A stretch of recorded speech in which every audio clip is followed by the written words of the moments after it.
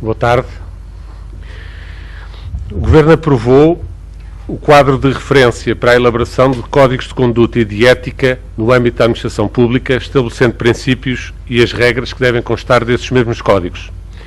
A adoção de códigos de conduta e de ética visa contribuir para o correto, digno e adequado desempenho de funções públicas e de prestação do serviço público. Pretende-se com esta iniciativa desenvolver instrumentos de detecção e redução de riscos de corrupção, aumentando a consciencialização quer dos agentes, quer da sociedade civil.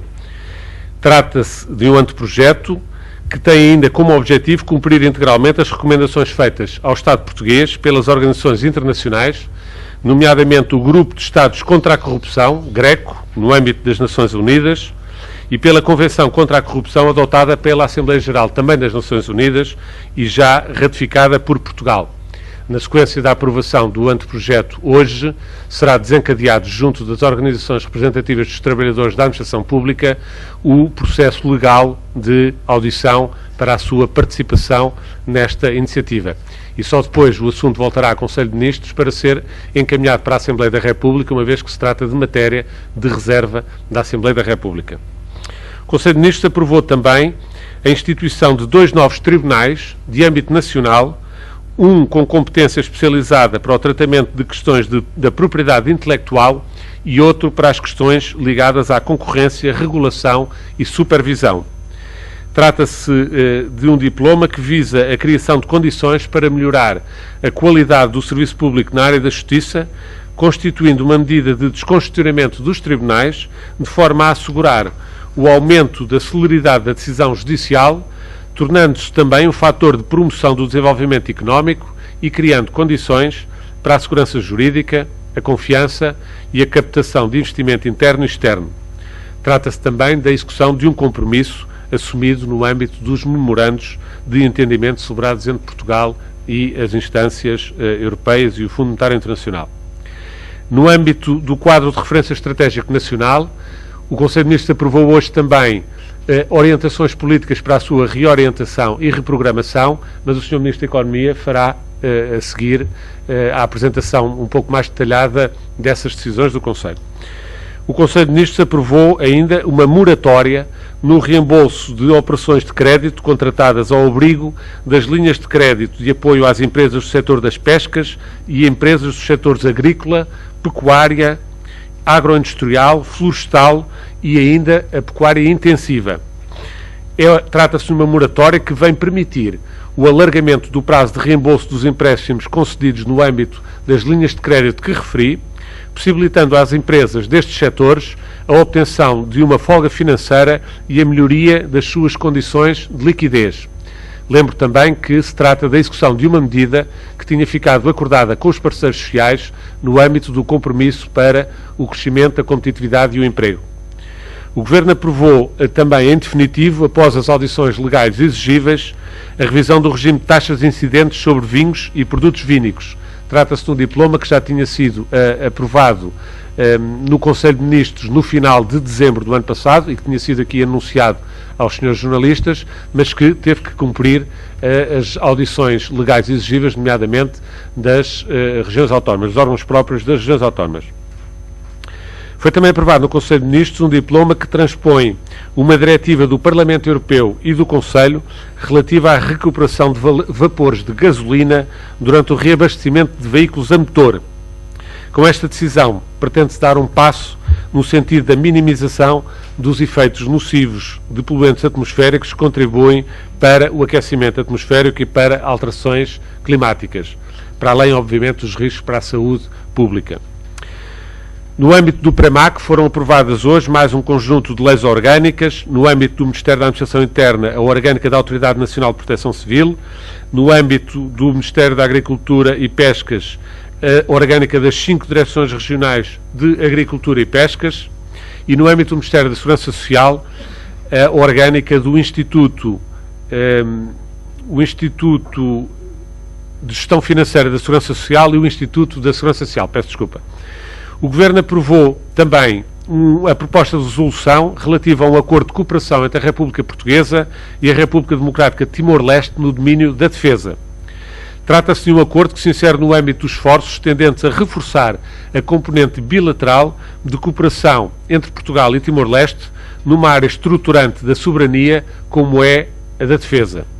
Estão previstos, ao abrigo deste acordo, agora proposto para ratificação, novos modos de cooperação entre os dois países, designadamente a possibilidade de integração de militares das Falentil, as forças de defesa de Timor-Leste, em contingentes portugueses empenhados em missões internacionais, humanitárias e de paz. O Conselho de Ministros aprovou também uma proposta de resolução relativa ao tratado que cria o Mecanismo Europeu de Estabilidade, celebrado entre os países, a maioria dos países da União Europeia, em 2 de fevereiro de 2012.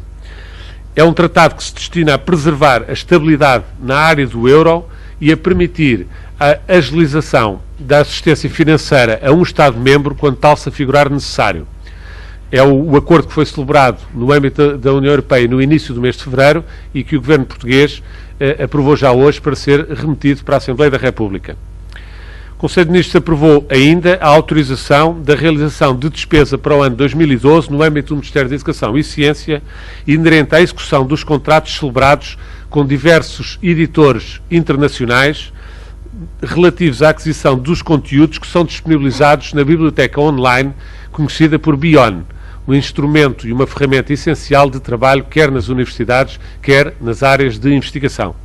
Por último, referir-vos que o Conselho de Ministros aprovou o processo e os termos para a venda do pavilhão Atlântico por negociação particular, procedendo-se a partir de agora à fase preliminar de recolha de intenções de aquisição junto de investidores.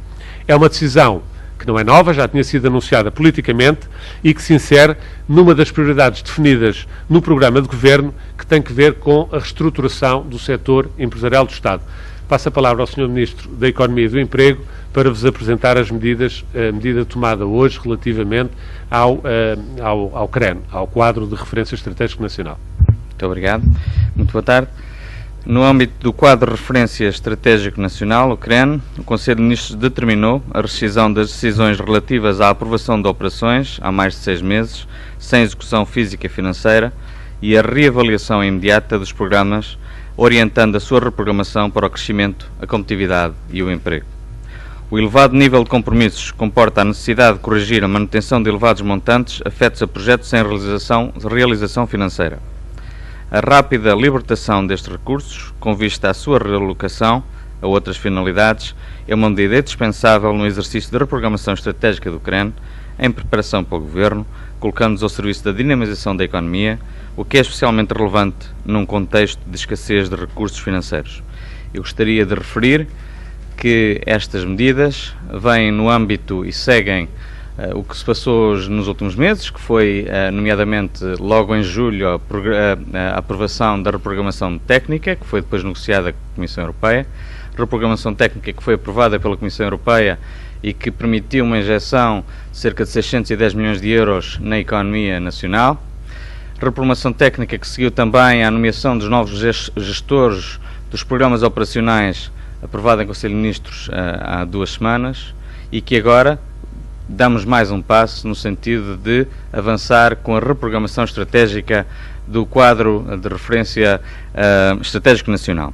O CREN é fundamental para Portugal, é fundamental para a nossa economia, essencialmente porque não só neste momento de diminuição de liquidez, é uma fonte de liquidez, da própria liquidez, uma fonte de financiamento da economia nacional, mas é também essencial, não só para construir infraestruturas que são importantes para o país, mas principalmente para dinamizar a competitividade da economia nacional.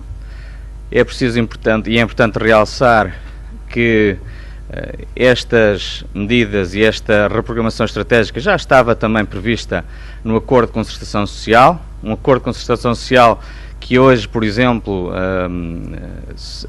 dará aso à primeira reunião com os parceiros sociais para vermos o seguimento e acompanharmos de perto a implementação desse acordo. Hoje mesmo também o Governo enviará aos parceiros sociais as decisões e as propostas que a Comissão Interministerial de Combate ao Desemprego Jovem Portanto, essas conclusões irão ser enviadas aos parceiros sociais e, como eu disse, este novo passo na reprogramação estratégica do CREN é essencial para focarmos os fundos que nós temos ao nosso dispor para a competitividade da economia. Para a competitividade da economia e para o aumento da produtividade dos nossos recursos. Como é que vamos fazê-lo? Apostando na formação, apostando no ensino profissional, apostando no capital humano e apostando na competitividade das empresas, bem como na internacionalização da economia nacional. Portanto, mais uma vez, ao darmos mais este passo na reprogramação estratégica nacional, na reflexão interministerial e também que será partilhada com os outros setores da sociedade e com os parceiros sociais, é fundamental para conseguirmos levar a cabo e trazer e dar aso a uma economia cada vez mais saudável, virada para o crescimento e para o emprego. Muito obrigado. Que comentário faz aos números divulgados hoje sobre o desemprego em Portugal, que ultrapassa em 0,3 a meta definida pelo Ministro das Finanças até ao final do ano? O desemprego nesta altura situa-se nos 14,8%. O Ministro Vítor Gaspar tinha dito há 3 dias que até ao final do ano iria chegar aos 14,5%. Depois queria saber quanto é que espera o Governo libertar em termos de verba das operações que não são executadas há mais de 6 meses, verbas essas que, diz o Governo, são para outras finalidades, e se confirma que o CREN sai da tutela do Ministério da Economia, e se sim, que avaliação política é que se deve fazer dessa saída? Obrigado. Eu começo então pelos números de desemprego. Já referi várias vezes que os números de desemprego são muito preocupantes, e são preocupantes no sentido que tem havido uma tendência de crescimento nos últimos 10 anos em Portugal. É preciso de relembrar que a economia nacional tem estado em crise nos últimos 10 anos. A crise não começou em 2008. Nos últimos 10 anos vemos uma tendência crescente de desemprego e também de imigração, e é exatamente por isso que é fundamental levar a cabo e não ter receio de levar a cabo as reformas estruturais que nós estamos a implementar neste momento. Nós há muito tempo identificámos, bem antes de ir para o Governo, que o país tinha umas deficiências estruturais, precisávamos de levar a cabo uma série de reformas estruturais, quer ao nível da reestruturação do setor empresarial do Estado, quer ao nível da concorrência, quer ao nível dos licenciamentos, quer ao nível da legislação laboral, quer ao nível da justiça, e que era preciso implementar. E foi por isso que em pouco mais de 8 meses nós implementámos todas estas reformas. Eu gostaria de referir que o combate ao desemprego passa não só por eliminar estes obstáculos da economia nacional que têm impedido um maior crescimento, bem como nas políticas ativas de emprego. E é exatamente por isso que o Acordo de Concertação Social, que consagra muitíssimas das medidas de políticas ativas de emprego, no sentido de incentivar os desempregados de volta ao mercado de trabalho, bem como a formação destes mesmos desempregados. Este Acordo de Concertação Social é tão importante. E é também exatamente por isso que a Comissão Interministerial que tem estado a trabalhar neste sentido, as conclusões que serão hoje entregues aos parceiros sociais, são também determinantes para conseguirmos levar a cabo este combate ao desemprego. Relativamente ao desemprego, quando o país ultrapassa em janeiro a meta fixada pelo Governo em 0,3, logo no início do ano, isso não significa que os portugueses podem esperar o pior até dezembro de 2012? Os portugueses podem esperar a determinação total deste Governo a combater este que é o maior flagelo social que nós temos atualmente. Nós entendemos que, por exemplo, enquanto tivermos um casal desempregado com filhos, é inaceitável.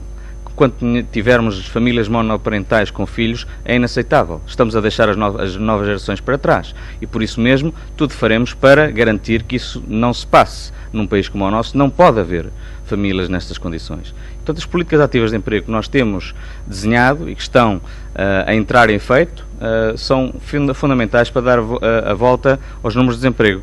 Voltando às suas perguntas, perguntou-me também quantas verbas do CREN existe. Parte do levantamento já foi feito.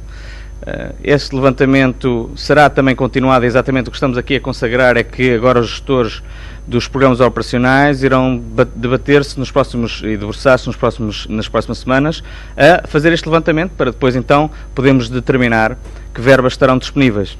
Em relação à sua última pergunta sobre a tutela do CREN, eu, se fosse sinceramente comentar notícias, especulações de jornais, eu passaria a vida a fazer briefings e não que não me veem cá todos os dias. Mas confirma ou não que o CREN saiu da tutela do Ministério da Economia? Já disse, se eu fosse dar aso ou se eu fosse comentar especulações jornalísticas, eu estaria completamente sempre a dar entrevistas e sempre a fazer conferências de imprensa. Sr. Ministro, ainda em relação ao desemprego, eu pergunto-lhe se face a estes novos dados, e uma vez que a previsão era de 14,5% para 2012, se admitem rever esta previsão, se o Governo admite rever. Pode repetir, por favor. O Ministro das Finanças anunciou a previsão de 14,5% em 2012, mas face a estes novos dados, aos conhecidos, o Governo admite rever esta previsão. Repare, as previsões de desemprego, as previsões macroeconómicas são sempre sujeitas a um grau de incerteza. Porquê? Porque a economia não é certa e a evolução da economia não é certa porque há vários imponderáveis, inclusivamente e principalmente a evolução da economia dos nossos parceiros comerciais e dos nossos principais parceiros económicos. Ora, numa altura em que houve uma revisão em baixa do crescimento económico, esta revisão em baixa do crescimento económico deu aso exatamente às revisões e às previsões que foram hoje publicadas de uma revisão em alta do desemprego em toda a União Europeia. Este é um problema que afeta a União Europeia, é um problema que nós temos que endereçar e é importantíssimo que, mais uma vez, e isso também a Comissão Europeia tem estado a trabalhar nesse sentido, conjuntamente com os governos nacionais, combater o desemprego, e nomeadamente o desemprego jovem, que é epidémico em alguns países. Sr. Ministro, se me permite, só porque vi aí alguma agitação, para que ficasse claro, a notícia vinda hoje no jornal não faz qualquer sentido, nem tem qualquer adesão à realidade.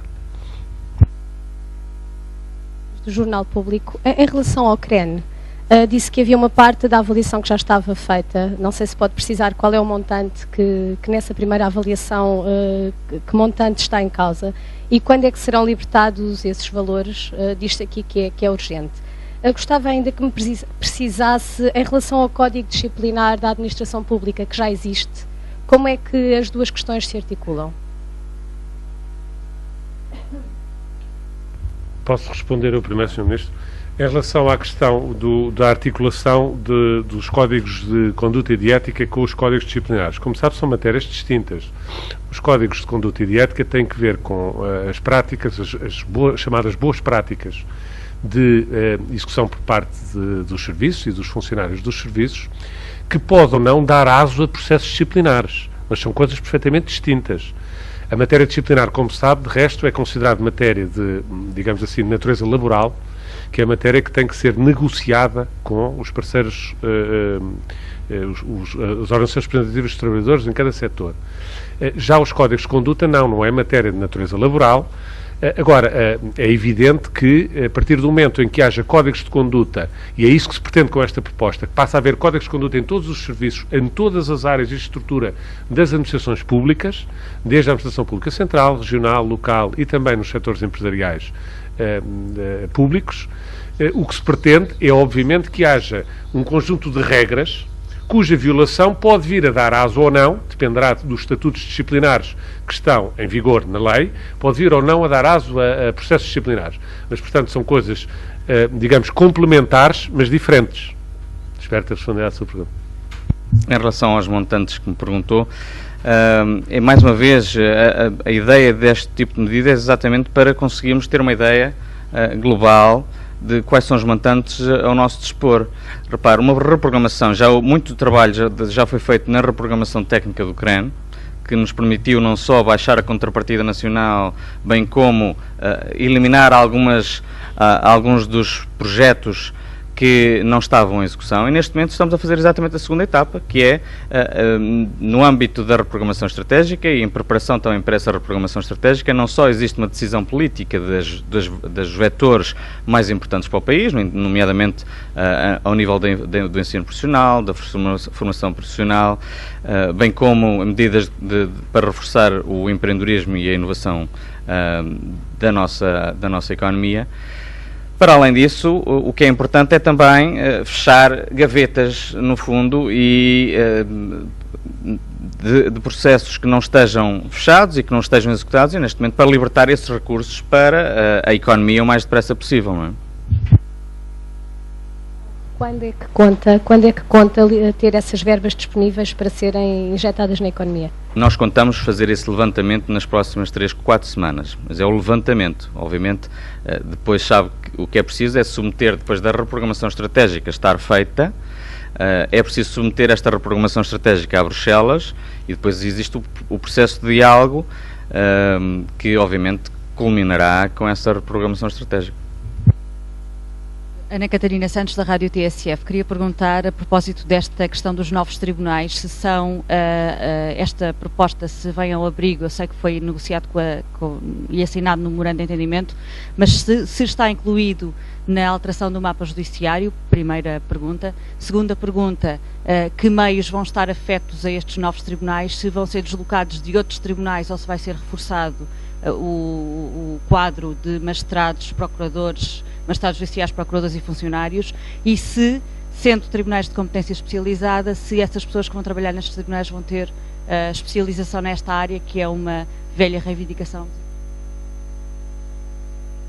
Muito obrigado. Em primeiro lugar, a sua primeira pergunta tem que ver com a integração disto ou não no âmbito do mapa judiciário. Estes tribunais trata-se de tribunais centrais. Atualmente as matérias, por exemplo, as matérias relativas à concorrência são tratadas nos tribunais de comércio, que existe mais do que um no país. E, portanto, agora o que se vai fazer é concentrar, no caso do tribunal relativo às matérias da concorrência, a regulação e supervisão, o tribunal ficará situado em Santarém. De resto, de acordo com um protocolo que já vinha de trás e que estava celebrado entre o Estado, entre o Governo e o Ministério da Justiça e a Câmara Municipal de Santarém. O Tribunal relativo à propriedade intelectual vai ficar em Lisboa. Tratam-se de tribunais centrais que naturalmente exigirão quer uma concentração de meios, quer uma formação, uma especialização própria para estas áreas. Mas para lhe dar detalhes de números exatos, esses números exatos eu pedia-lhe que depois contactasse o Ministério da Justiça, porque a deliberação hoje do Conselho de Ministros tem que ver com a aprovação da criação destes novos tribunais e da sua localização. A operacionalização de toda a instalação destes tribunais e os mecanismos que isso vai comportar, eu confirmo que vai comportar concentração de meios e especialização adequada, como é evidente, à criação, porque é esse exatamente o objetivo da criação destes tribunais. Estas matérias deixam de ser tratadas em tribunais de comércio ou em tribunais cíveis e passam a ser tratadas nestes tribunais que são, naturalmente, tribunais especializados e que têm jurisdição sobre o país inteiro. Sim. Joana Bernardo da Costa, Renascença. Queria saber se o Governo discutiu a situação de seca que está a atravessar o país e que se agrava a passos largos. Também se discutiu as consequências que pode ter do ponto de vista económico. Pela minha parte, não sei se o Sr. Ministro depois quererá acrescentar, queria só dizer que é evidente que o Governo tem vindo a acompanhar com a natural preocupação que é comum a todos os portugueses, não é? Ninguém se sente confortável com a situação climática que estamos a viver nas últimas semanas, nos últimos meses, eu diria, mas de facto não foi um assunto hoje tratado no Conselho de Ministros. Relativamente à segunda parte da sua pergunta, não sei se o Sr. Ministro, relativamente aos impactos económicos, não sei se o Sr. Ministro quer acrescentar alguma coisa. Afetará certamente a agricultura e afeta certamente a produção elétrica, não é? Portanto, esses são os grandes impactos. Obviamente, neste momento, todos nós esperamos que chova, mas obviamente está fora do nosso controle a questão da chuva. Mas pronto, obviamente, a nível dos impactos económicos, nós acompanhamos com preocupação a situação e esperamos que se resolva o mais brevemente possível. Antena 1, eu pegava nessa deixa da produção elétrica. O Governo já tem alguma estimativa dos prejuízos em termos de importação de energia por causa da fraca produção hidroelétrica?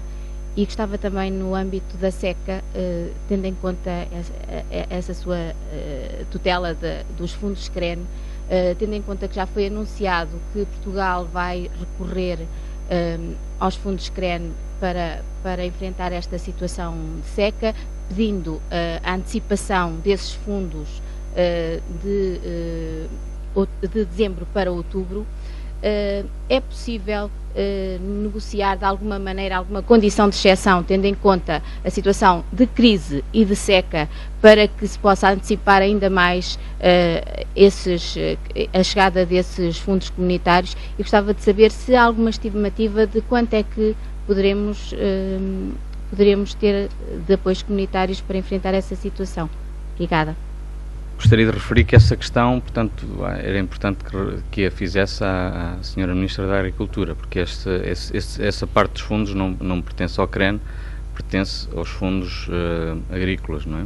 E, portanto, se não se importar, dirigir essa questão à Sra. Ministra. Em relação à energia, nós obviamente estamos a acompanhar a situação e estamos a estimar os impactos. Neste momento, como ainda está, é uma situação que estamos, como eu disse, a acompanhar. Os impactos não estão totalmente avaliados, a nível dos milhões de euros, se quiser, que se ponha nesses termos, mas, portanto, obviamente, assim que os impactos sejam avaliados, serão os senhores e senhoras jornalistas serão os primeiros a saber, certamente. Marta Rangel, em direto para o Económico TV, gostaria de saber quais é que são as medidas que estão a equacionar para combater o desemprego jovem, que já atinge os 35%, e se já hoje vão ser apresentadas em Bruxelas. Já agora também se confirma que Portugal está a negociar linhas de crédito com o Banco Europeu de Investimento para apoiar as PME. E já agora também no que diz respeito à energia, uma das ideias que constava no memorando de entendimento com a Troika era o Estado poder renegociar contratos com as empresas de energia para reduzir custos. Se essas renegociações já estão em curso? Portanto, a sua primeira pergunta era sobre o desemprego jovem. Muitas das medidas de combate ao desemprego jovem estão já no terreno, nomeadamente através da Estímulo 2012, que passa, no fundo, para dar um incentivo às empresas para contratarem desempregados de média e longa duração, permitindo que estes desempregados sejam formados dentro das próprias empresas. A Comissão Interministerial de combate ao desemprego jovem, que irá exatamente transmitir as suas comunicações e conclusões à Comissão Europeia, que hoje entregará também o documento aos parceiros sociais para eles se pronunciarem, inclui várias medidas, quer ao nível do empreendedorismo, quer ao nível de criação do próprio emprego, quer ao nível de reforço dos incentivos para as empresas contratarem os desempregados jovens. No fundo, mais uma vez, a ideia principal é incentivar um regresso ao trabalho o mais rapidamente possível, aumentando a formação destes jovens ou dos trabalhadores desempregados. É muito importante apostar na formação, porque nós sabemos que Portugal, apesar de ter havido uma grande melhoria nas últimas décadas ao nível da educação e da formação, ainda somos algo deficitários ao nível de recursos qualificados, e por isso mesmo, numa altura em que estamos em crise, em que temos um grande desemprego, as medidas de combate ao desemprego têm que passar claramente pela formação, assim como passarão certamente por um reforço do ensino profissional, que é importantíssimo para termos recursos mais produtivos. Perguntou-me também sobre a linha B, não foi? Para negociar a linha B para apoiar as PMEs. Sim, isso é verdade que está, portanto, é a intenção do Governo, como já foi anunciado várias vezes, e que está a ser acompanhado. Obviamente, é uma questão que esperamos poder dar notícias. Não vou comentar, está bem? Não vou comentar essa questão. Em relação sobre a questão da energia, a renegociação dos contratos. Portanto, a renegociação dos contratos e a questão da energia é uma questão que nós temos vindo a acompanhar já há algum tempo. Já tem havido bastantes contactos com os diversos players do setor e os contactos continuarão. Uma questão em relação à introdução de portagens na escute. A Câmara Municipal de Aveiro apresentou queixa. Na sequência desta queixa, Bruxelas ameaça Portugal com um processo. Eu pergunto se o Governo neste momento já foi notificado pelo Tribunal de Justiça da União Europeia. Eu gostaria de referir que a questão das escutas, mais uma vez, é importante perceber porque é que as portagens foram introduzidas nestas vias. Se nada fosse feito, no ano 2030, as estradas de Portugal teriam um passivo superior aos 30 mil milhões de euros. Com a reintrodução de portagens, obviamente numa altura de grande problema de financiamento da economia nacional, Quando estamos a falar em parcerias público-privadas e em contratos que oneram em excesso o nosso Estado, numa altura de grande restrição, é importante criar os mecanismos para diminuir esses encargos para o Estado. E foi por isso mesmo, e na lógica do utilizador-pagador, que houve reintrodução de portagens nas ex-SCUT. Para nós é importantíssimo assegurar o equilíbrio financeiro das Estradas de Portugal, bem como assegurar que o princípio do utilizador-pagador é cumprido. E, portanto, em relação à queixa da Câmara de Aveiro, obviamente a Câmara de Aveiro está no seu direito, mas para nós é importante perceber porque é que as decisões foram tomadas e porque é que não havia alternativa. E não teme que Bruxelas venha a dar razão, neste caso, à Câmara Municipal de Aveiro? Repare, eu penso que é importante referir que Bruxelas certamente será sensível ao nosso argumento económico e ao argumento do princípio do utilizador-pagador. E fico-me por aqui a nível de comentários. Se não têm mais questões relativas ao Conselho de hoje, eu ainda há ali atrás. Esta é do Conselho de hoje. Em relação ao pavilhão Atlântico, o Governo vai avançar com a recolha de intenções de aquisição, é o que aqui está escrito no comunicado. Isto é para avaliar se há de facto interesse no mercado e põe a possibilidade de não avançar com essa venda se não houver um interesse razoável em termos de preço de mercado, digamos assim, para o pavilhão. E gostava também de saber, em relação ao pavilhão de Portugal, também se existe já alguma intenção do que é que poderá acontecer. Obrigado pelas suas questões. Em primeiro lugar, esclarecer-lhe o seguinte: esta alienação não se trata propriamente de... É um processo de venda de participações, porque, como sabe, o Estado tem participações na Parque-Expo, que é, por sua vez, detentora da empresa, a empresa Atlântico, que gera o pavilhão Atlântico. E, portanto, o que está aqui em causa é uma alienação do pavilhão em conjunto com as ações, o capital dessa empresa. Portanto, as participações que o Estado detém nessa empresa. Trata-se de uma medida anunciada, como sabe, e já pela Sra. Ministra da Agricultura, que tem tutela desta área, já há uns tempos. O que o Conselho de Ministros hoje avalizou foi o processo e os termos como o processo vai decorrer. E o processo vai decorrer através de contactos, negociação direta com os investidores interessados, para depois, de acordo com critérios que hoje ficaram definidos na própria resolução do Conselho de Ministros, os tais termos em que a venda se deve processar, será tomada uma decisão. A única coisa que eu lhe posso dizer relativamente a montantes, como calculo, não tenho nenhuma informação, nem o Conselho tem neste momento ainda nenhuma informação, digamos, firme sobre o assunto. A negociação irá decorrer por parte das entidades próprias da tutela junto dos potenciais interessados. O que eu lhe posso dizer é que, obviamente, e a última sua questão, naturalmente que na resolução do Conselho de Ministros o Governo determinou que o Estado se reserva ao direito, no final dessa negociação, se porventura entender que não há nenhuma proposta que satisfaça os interesses públicos, de não ir para a frente com a venda. E, portanto, isso, como é habitual em todas as operações deste tipo, sejam operações de privatização, sejam operações, digamos, de alienação de participações, como é este o caso, esse é um princípio de salvaguarda do interesse público que está sempre presente em todas elas. E, portanto, isso também ficou hoje a ser assente na decisão do Conselho de Ministros. Se não há mais nenhuma pergunta, muito obrigado.